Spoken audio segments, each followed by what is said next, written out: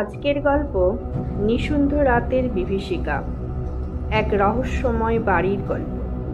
প্রথম অধ্যায়, আগমন। সুদীপ্ত চাকরি সূত্রে কলকাতা থেকে শান্তিপুরের এক প্রাচীন গ্রামে আসেন।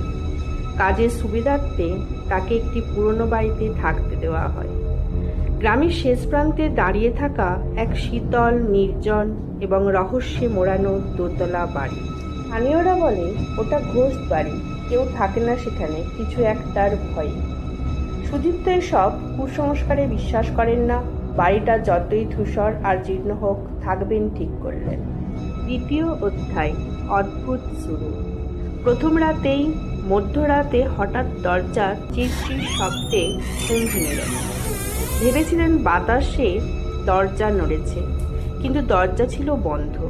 তারপরে শুনলেন যেন কেউ সিঁড়ি দিয়ে নিচে নামছে, ধীরে ধীরে, থমথমে পায়ের শব্দ। সুদীপ্ত সাহস করে টর্চ নিয়ে বেরোলেন, কিন্তু কিছুই পেলেন না।